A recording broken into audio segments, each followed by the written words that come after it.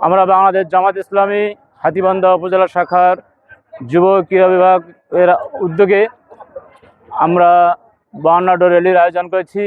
ইতিপূর্বে আমাদের আলোচনা সভা ও দোয়া অনুষ্ঠান ছিল। আলোচনা সভা হয়েছে, দোয়া অনুষ্ঠান করে আমরা আমাদের বিজয়ী র্যালিতে বের হয়েছি। বাংলাদেশ জামাত ইসলামী যুব ক্রীড়া বিভাগের পক্ষ থেকে হাতীবান্ধা উপজেলাবাসী সহ সারা বাংলাদেশের বাঙালি জাতিকে আমরা শুভেচ্ছা জানাচ্ছি। এবং আমরা মনে করি যে 1971 সালে যারা বৈষম্যহীনতার জন্য, বৈষম্য দূর করার জন্য, নিপীড়ন থেকে মুক্তি পাওয়ার জন্য, জুলুম থেকে মুক্তি পাওয়ার জন্য, দেশের স্বাধীনতার জন্য জীবন দিয়েছে, রক্ত দিয়েছে, আমরা বিশ্বাস করি বাংলাদেশ জামাত ইসলামী সেই তাদের আকাঙ্ক্ষা তারা রাখবে। এবং তারা জীবন দিয়েছে, আমরা প্রয়োজনে জীবন দিয়ে আমরা এই বাংলাদেশ স্বাধীনতাকে আমরা রক্ষা করব। এবং শুধু রক্ষা করাই না, বাংলাদেশকে একটি কার্যকর একটি কল্যাণ রাষ্ট্র গঠন করার জন্য, আমরা বিশ্বের দরবারে বাংলাদেশের মর্যাদা উঁচু করার জন্য বাংলাদেশ জামাত ইসলামী ইসলামী ছাত্র শিবির পরিকল্পিত কাজ করে যাচ্ছে। আপনারা দেখতে পাচ্ছেন সারা বাংলাদেশে আজকে ইসলামের যে জয়গান হয়েছে, এবং আমরা বিশ্বাস করি এই ইসলাম এবং এই স্বাধীনতা দুটোই সমুন্নত হবে।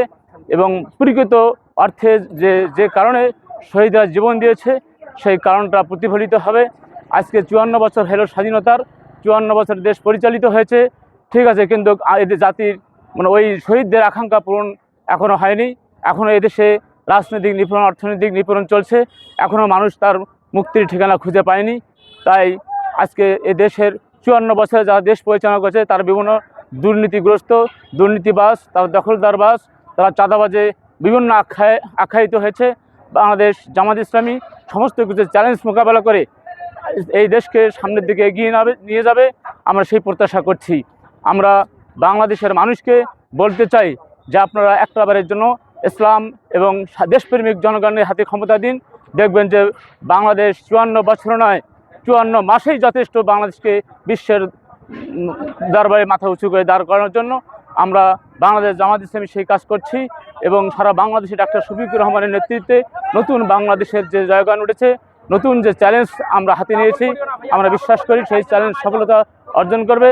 এবং আগামী যে নির্বাচন আসতেছে সেই নির্বাচনের মধ্যে দিয়ে এদেশের প্রকৃত দেশপ্রেমিক জনগণ বাংলাদেশের ক্ষমতায় আসবে।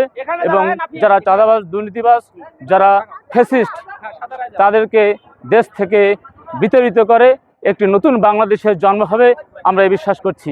সম্মানিত হাতীবান্ধা উপজেলাবাসী, আসুন আমরা একটি সমৃদ্ধময়, একটি দেশপ্রেমিক, একটি রাষ্ট্র গঠনের জন্য আমরা একসাথে কাজ করি, এই আহ্বান রাখছি।